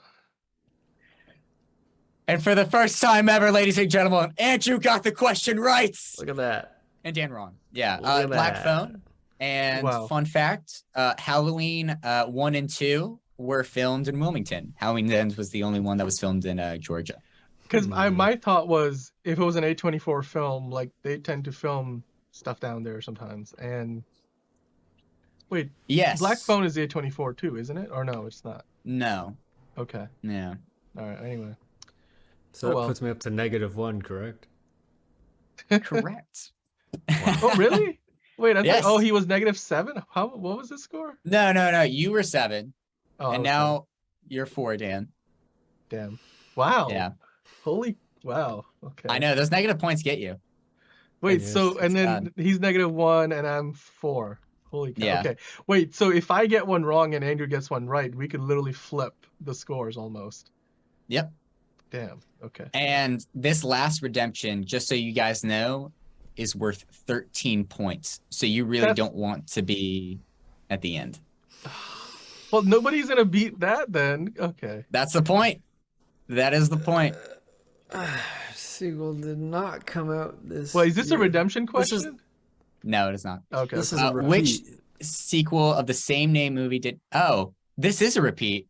I'm so sorry, guys. What this is supposed to say is which one of these supernatural slashers has the lowest kill counts. I'm so sorry. I don't know why it's saying that. But hey, what happened? You just weren't going to do it because it was... No, because it's sort of... Dan's sabotaging because he thinks he doesn't have a chance anymore. Yeah. I'm not sabotaging. Right. It just did this. I'm sorry. Like, I'll go back. This is the question you have in here. I'm following your slides. Like, we went from this question to this question. Yes. Well, you can ask the question you have. Okay, whatever. What's your question? Okay. Which of these supernatural slashers, yeah, this is probably better, has the lowest kill counts? And if you couldn't see, it was Michael Myers, Freddy Krueger, Jason Voorhees, or Chucky. I feel like just practically it would have to be Chucky because he's a lot smaller than everybody. Mm-hmm. I haven't seen Chucky. So I'm gonna go with Chucky. Give me the options again one more time. It is Michael Myers, Freddy Krueger, Jason Voorhees, or Chucky. I feel like this might be a trick question. What would the trick be? I don't know. It's Halloween time. Okay. Oh God. I think Jason is my answer. Okay. The final answer is Freddy. Freddy Krueger has only 44 kills. Fun fact. Everybody else has higher. In fact, the highest kill count, fun fact, is Jason. And he has, I think, roughly, I think it was like 130 something kills. And then with the Chucky TV series, that number is going up and up, but I didn't bother counting. Wow. So I basically guessed the complete opposite of what I should have guessed. Yeah. Wow. Yeah. Terrible. That one was a tough one. And because of the formats, I will allow you guys to have no consequences. That's my Halloween treat of this game. You get no consequences. So you're still sitting so 0 at points. -1 and 4. Yes. Okay. Because I try to be nice. Thanks for being nice. You know what I can do? Okay, hold on. Let me see if I can do this. I can put our scores up on screen I think that might help. Oh, we don't have to. No? We don't have to do that. You don't. I'll make you do a graphic at the end. How about that? Fair enough. Okay. Okay. Cool. All right. Okay, let's go to our next question. What did My Best Friend's Exorcism get wrong about the book? Think about this. Make sure you're reading the questions. You're not just saying, oh, it's whatever. What did my best friend's exorcism get wrong about the book? This is on Amazon Prime. It's a movie. Yes. This is a Grady Hendrix book. Great author. If you guys read or read horror, definitely recommend. I don't read horror, but like, okay. I mean, the ending weakened the main character for the sake of formula. Rush plot, no redemption. It did not adapt directly from the book. They kind of did it differently than what was in the book, right? That's the question. Sir, is all of it. That movie was trash, dude. Oh, I get so the sad. points. Yeah. Literally a box with all of the answers in it. Yeah, and you got to think outside of it. You see how the circle goes outside of it is that you got to get creative. You got to think outside the box. A lot of stuff. All right, moving on. Oh yeah. So let's count up the points, shall we? The score. No, that's it. That's right. Not... That's good. That's right. Good. Yep. I reversed the number. So Andrew's count is positive. Numbers add up. When we're talking about positive numbers, we counted again. What is somebody Andrew like? You didn't even get the numbers right. Look at this. And 6. Let me update those on my good. Yeah. You know, it's funny. We'll have a chance. Wait, is this we do have some more question. Let's see what it was. 13. Not at all. But do you think that A24 is released? Horror movies. 5? Yeah. You so cheated. You're such a cheater. I swear to God, I am not You're an cheating. absolute cheater. I'm not cheating. Smile, right? There was well, you see there. Is that Pearl? Is that all Everything Everywhere All at Once, like a horror movie? I don't know if you count that. I don't. No, I don't know. There's enough of what their movies are all about. Like I should win. You guys are just these are blatant accusations. I'll tell you what. If you name one more actual A24, but you have to give me one more A24 horror film. Okay. Thinking. Okay, so there was. Did they put something out on Hulu? Like, was there? Saying. Start the timer. How many seconds? I don't know. All of his points are retracted. That's not a horror movie. Not. It's actually a really good movie, and you guys should watch that. It's practically a horror movie, isn't it? No, it is not. There's none of it. I don't have. He cheats. That's not. All right. All right. Yeah, I'm very disappointed, and if I see that behavior again, then you get no more game. All right. Hatching is a Finnish horror movie. People know about this movie. In your guys' best opinion, what do you think Hatching is? Oh, A. Monstrous fairy tale. Is this like an ugly duckling thing? Or C? I don't know. Am I on the right track with the ugly duckling reference? I cannot give any answers. You guys have to give that's the the answers. question. About a girl who witnessed her mom fly away. I'm gonna go with D. Obsessed with Thanksgiving turkeys, wanting to become a swan, who raises a spooky egg. Obsessed with Thanksgiving. Thanksgiving is an American thing. This was international. Who witnessed her mom fly away. That just sounds weird. Wanting to become a swan. Oh. Wanting to become a swan. Hatching. Who raises a spooky... I'm going to guess C. Because it raises a spooky egg just sounds like an animated movie. So... Raises a spooky egg is actually what the hatching is about. And D is the correct answer. That egg then... forms and grows up and becomes a human-bird hybrid. It's very creepy. Sounds cool, actually. It is. It is. What is this movie about? I don't know. All I know is Andrew is now winning with 3 points and... What? Yeah. Look at that. Yeah. There's a controversy. There is a conspiracy theory here against me. There's no conspiracy theory. This is 3 points? true. I am against you now because I think you're He's cheating. got 3 points? He's got 3 points. So how many do I have? I mean, 3 points, but fewer. Because it's negative. There's All right. What? Yeah. What? No, there's one more question. I think there's one final question. There's literally a tie and one more question. This is all rigged. This actually is very convenient. This is very good. If it is All rigged, right. this Roland rigged it. If it is rigged, then This is then just it's good on. storytelling. I don't know what to tell you guys. All right, this is That's the an final.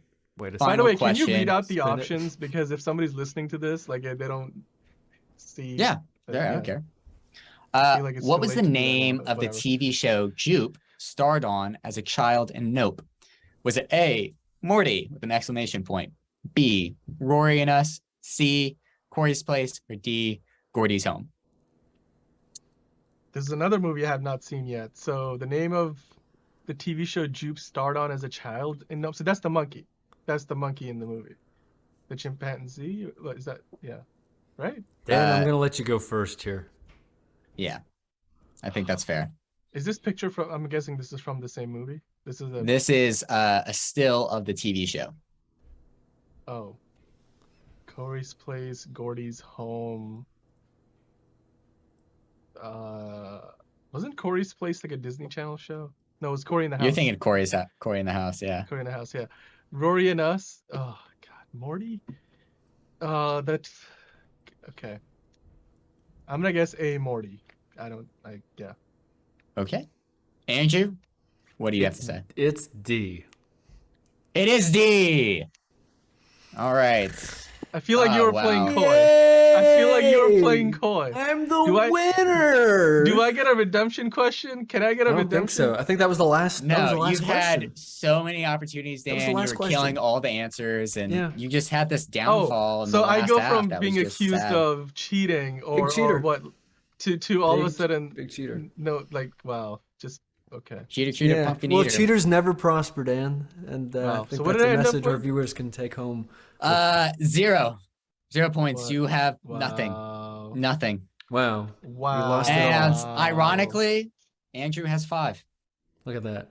How ironic. What's ironic about that? 5. Yeah. Well, Well. I hope you guys enjoyed that little trivia game What do show. I know What do I win? you just beat Dan. What more do you want? More. Gosh, I swear it's like these American my people. They're God. just so rude. Well, and it was greedy. one hell of a comeback. I basically led the whole time. All right. It's- You I don't hate need the this arrogance, concept, by Dan. the way. The scoring, like, because nobody told me about this, I would have protested the scoring system. All right. Put the Oh. single on me. It's my time to talk. Okay. Thank you guys. Oh. Thank you guys for playing and being a part of this. I hope you guys had as much fun as I did. I know they didn't, but I did. It's just a circle of life, you know, the highs and ups. And if you enjoy this and you enjoy our content, please follow us on anything. We're on TikTok, Instagram, Spotify. I like We're that. on anything. You have a podcast you listen to? Guess what, buddy? We got your new favorite one right here. Please follow us on anything. Please join Anything. our fan film community, our friendship, our gathering, if you will. We Yeah. like seeing you guys. We like seeing your comments, and thank Hearing you. from you. Yeah. Hearing what you think. I think Andrew cheated in that game, now that I think about it. Wow. You guys you conspired know? against me. Do you know? Well, what do you think? Do you think I cheated? Do you think Dan cheated? Dan, I think Dan cheated controls for all of the sure. tech, for the record. So I think Dan cheated. But you let us know in the comments. I think that's pretty much it until we start talking about next week. But right before we get to the end of the show, I watched this show for 10 weeks straight. And I reviewed every episode. Some of those people liked, some of those people really didn't like. And the last one, I think we did okay. But I took a look back at the entire season, and basically, if you haven't watched House of the Dragon and you're considering it, this is my little, no spoilers, maybe one tiny spoiler. Just to say, should you watch this show? And it's a look back at the whole season and where things stand in terms of what could be. So let's take a look at that. I think it has legs. I think it could do well. And if you like Game of Thrones, this certainly won't correct the betrayal of those last couple of seasons being real bad. But it will... We're done watching season 1 of House of the Dragon.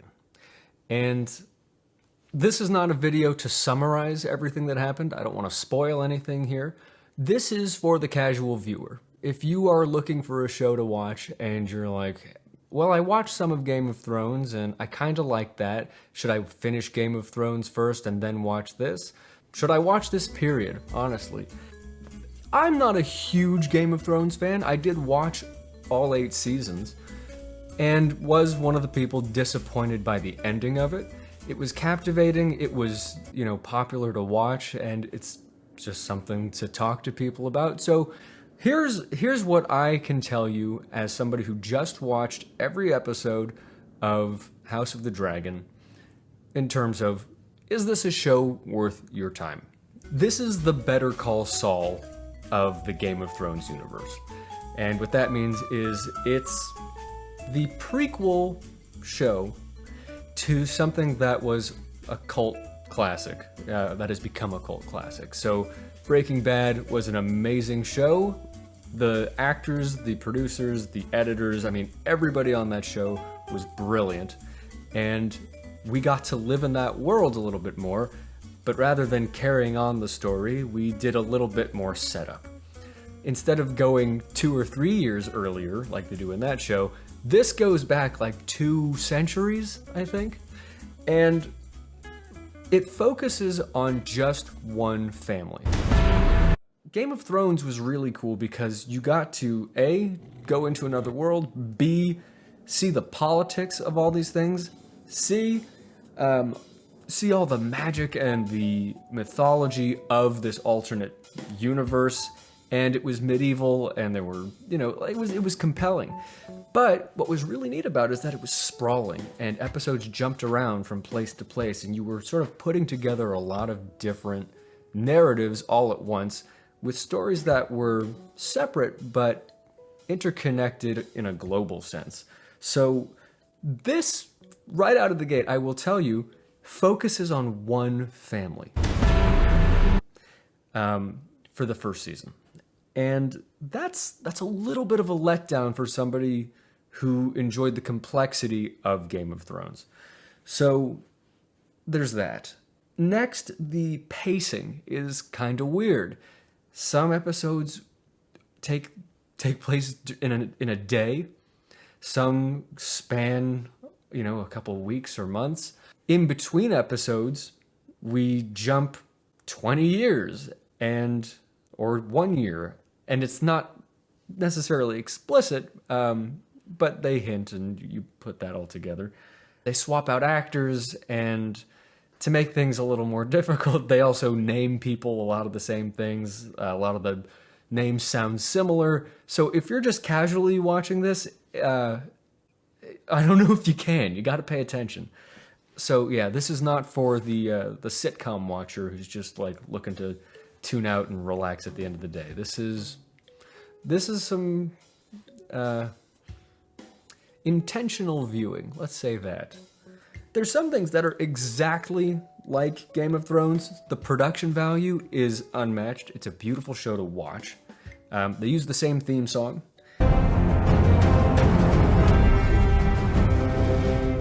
A lot of familiar names, surnames, not, first and last. There's a lot of sex. There's a lot of mythology. There's a lot of self-serious acting. And if you can't take fantasy seriously, you shouldn't watch this show. Although I will say the fantasy element, like, we had to sort of earn dragons in Game of Thrones. That came a lot later.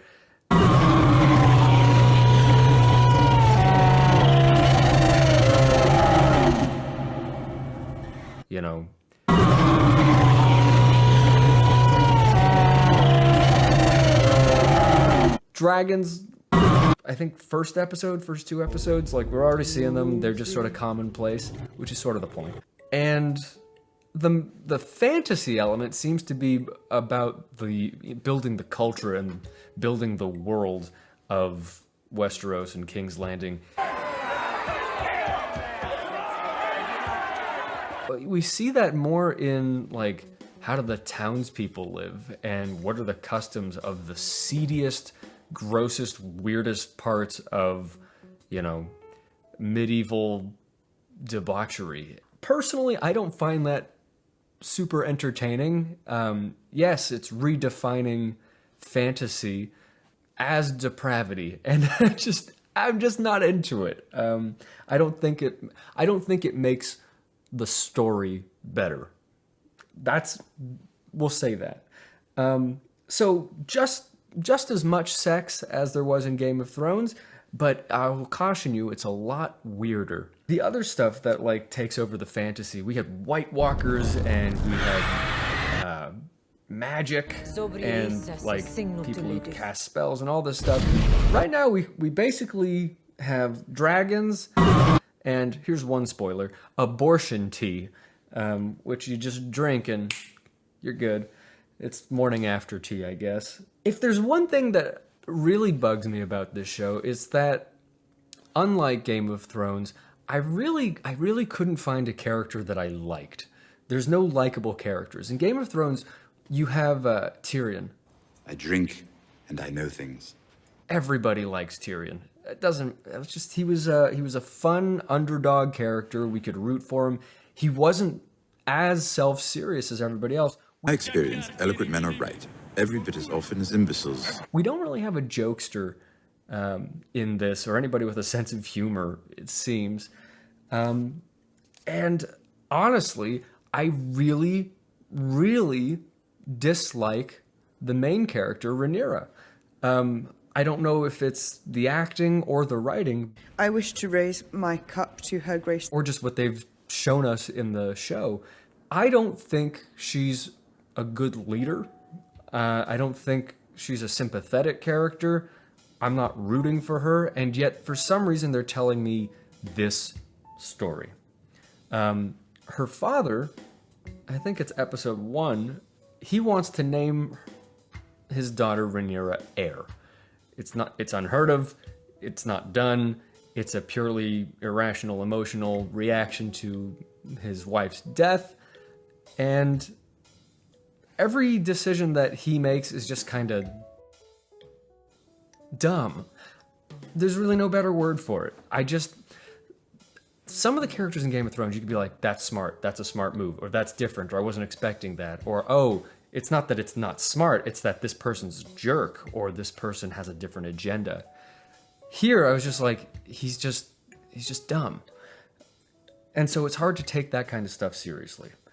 Another thing is that everybody in this show, everybody in House Targaryen has ridiculously bright platinum blonde hair, and I don't think one of the actors playing these bastards have even remotely blonde hair. I don't know, but it just looked very fake, and I harped on this before, but for all the other really high production values of the show, that's something that just took me out of so many scenes. And so it's a little silly there. The season finale was the first episode that really felt like Game of Thrones again, because it wasn't just focused on one family and one house. And we started seeing the rest of the world and these different stories that aren't so self-contained affect each other. That's the complex storytelling that I liked from Game of Thrones. It's unfortunate that it took me 10 episodes to say that I really liked an episode. But I guess this was all the setup that they had to do for everything that follows. And so all I can tell you on that front is, if they're setting up a good show, they've done the setup. Sometimes the first season of a show is hard to get through, and then it's smooth sailing afterwards. That's the case in a lot. So even though I wasn't crazy about the first season, I think it has legs. I think it could do well. And if you like Game of Thrones, this certainly won't correct the betrayal of those last couple of seasons being real bad. But it will take you back there, and you'll hear some familiar names, and you'll get that same production value. I don't think the writing is as good. If you like George R.R. Martin's names that are slightly different than real names. There's a lot of those. For these prequel shows, they always kind of feel like fan fiction to me. And granted, these are based on other George Martin literature, with, I think, some extra, room for interpretation.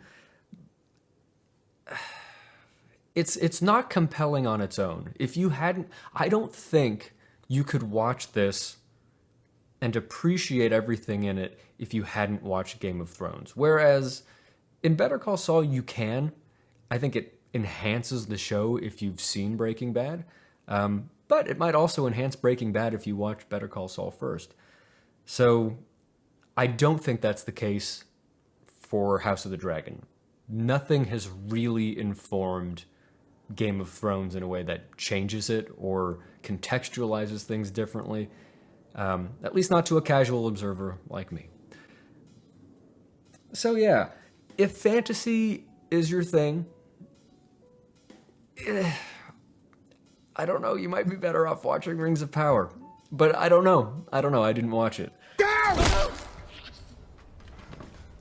The show relies so heavily on shock. There's some gritty murder stuff. There's some appalling social ideas, like things that people are doing in town underground. There's some weird fetishes and just there's a lot of really gross stuff in this show. So it's not always pretty. Sometimes it's gritty. You can quote me on that. And yeah, I don't know. At the end of the day, did I love it? No. But I do think that it's setting up something good. That could be good. I won't promise that it's good. So yeah, that's what I think going into it. Should you watch it? Up to you. If you liked a character or had a reason for liking a character, let me know, because I liked Aemond more because he just seemed like an actual person. Tell me what you think of this show, and where do you think that it's going after this? In the meantime, subscribe to this channel, because we're just sort of talking about movies and shows, and we love it when people are part of the conversation. We have a weekly podcast, and are always putting out stuff like this.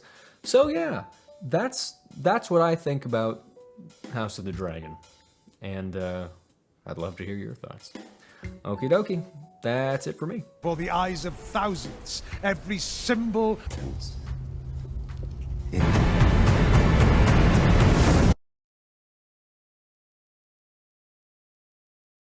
It's best to be certain. Ladies and gentlemen, this is your trivia winner speaking, and I just wanted to let you know that next week we got a pretty good show for you in store, because we're going to be seeing this highly anticipated Marvel film, Wakanda Forever. This is their big... I'm sorry, what did you call yourself? The trivia winner. Okay, wow. Yeah, he needs a new call sign. But yeah, I think we need a new call sign for him, because technically that one's outdated now. It's not outdated. That one's never going out of style, baby. So yeah, that little ad there at the end does it. Yeah. All right, all you babies. We'll be back next week talking about Black Panther. Let's just, before we break out and say see ya, do we have optimism for this? Do we think it's going to be a good movie? Do we think it'll pay a good tribute to the late Chadwick Boseman? What's the deal? What's the deal with Wakanda Forever? Yeah. I don't know. I'm interested to see. I hope it's good. Namor has been something that's been the fans have been wanting for like almost a decade now. So it'll be interesting to see how they use him. He definitely seems to be kind of like, I don't know, the kind of the same thing as the first Black Panther, where he's technically a villain, but he has like a point, so it'll be interesting to see how that dynamic works. I don't really know. Dan, what do you think? How do you think that's going to play out? Well, I mean, looking at the trailers, it looks like this is clearly the best thing that they have done for Phase 4. Like, this movie looks absolutely, a visual marvel, like, pardon the pun.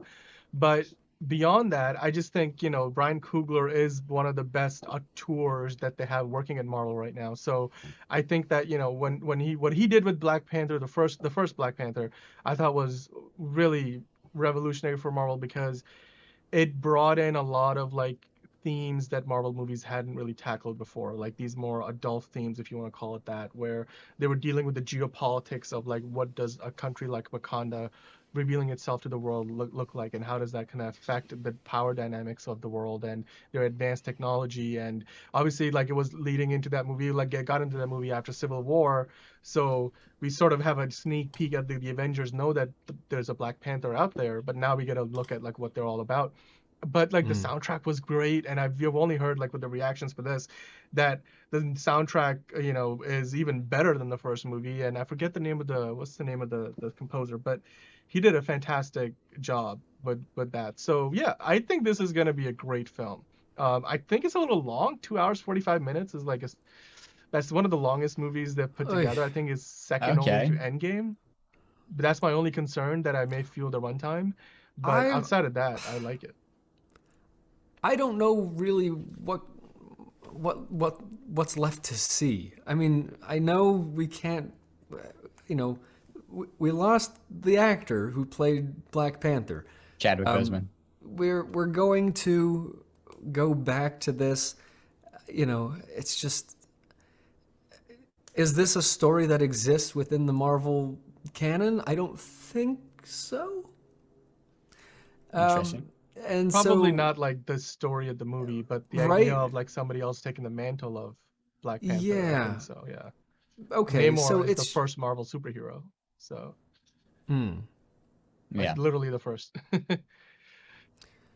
Yeah. I don't know. I personally, I didn't love the first Black Panther, but visually this looks interesting, and I don't know. It does look like a break from the ironically detached, buddy comedy Marvel Avenger type stuff. So maybe it'll just be, he's not happy about this at all. No, I just, sorry, something else happened. Oh, okay, sure. And I don't know. I'm gonna see it, and I will let you know what I think next week. And if you see it this week, tune in and let us know what you think, because we could use some. Do you have any predictions on this movie? Like what's gonna happen? I don't even know. That's the thing. I feel so in the dark about this. Just like, what are they gonna do? What are they gonna do with this? I have no predictions. I'm not gonna go in with any ideas. I'm like, what is this? That is a good way to go into a movie. I have no expectations, so whatever happens, you can just deal with it. You're not holding yourself on this. I will say, like, for me personally, they've got a low bar because I didn't like the first one. So, Wow. Okay. It's only up from here. It's okay to not like the movie. I'm just okay. Fair enough. All right. I mean, I like Tenoch Huerta like coming in, and now they don't. Namor is a Talocan, whatever however they pronounce it. He's not the king of Atlantis. Like, they're doing something different. Like, they want to differentiate themselves from Aquaman and Atlantis, and then you have like Winston Duke coming back. I love Winston Duke's what's his character's name? M'Baku. Yeah, he's just a fun character to like hang it, because he's like super serious, but then he like drops these moments of hilarity at times that you just don't see coming. And I'm very interested to see if somehow they manage to bring back Michael B. Jordan's character. What was his name in the last movie? He was Killmonger. Killmonger, yeah. Yeah, I mean, it's interesting. They had the LA premiere. We've got the pictures up on screen. Like, it looks like everybody and everybody who even probably is like any other Marvel movie or otherwise is showing up here. So it was a big deal. It was, I mean, and they moved up the premiere by like a week because for some reason, I mean, maybe there was availability issues, but this was supposed to premiere a week from now. And so the reactions are out, but like beyond that, we don't have much else because I think there's a ban or a review embargo until November 8th. So even if you watch the movie, you can't really review it until Lake Bell's in it publicly. No, I think she was just at the premiere. Oh, okay. I was excited for a minute. Yeah. Okay. I mean, the reactions are great so far. I mean, they're calling it like it's a great movie. But some people have said that it feels a little long at times, and you know, there's maybe not every risk they take pays off, but it's certainly epic. Well, Epic is a word yeah. that gets thrown around. It's emotional. Like, it feels like a tribute to Chadwick Boseman, which I think would be the least of what you would expect from this movie, considering the direction they took with the character. So, yeah. Well, we will see. Absolutely. And we'll be here to talk about it next week. We hope you join us, and subscribe and like and comment and anywhere, anything, to quote a friend of mine. Please do join our community and engage with us, because we're very, very lonely. And that's it for the episode. Thank you for watching. It's been fun hanging out, playing, and winning at trivia. And I look forward to seeing you guys next. Can I make a plug? Can I do a quick plug before we finish? Please, go ahead. So this is Halloween weekend, but Halloween ends up being on a Monday, like Halloween itself is on a Monday. So tomorrow we're going to be doing this like live special stream event. We're calling it, I don't have a logo ready for it yet, but I will have it ready.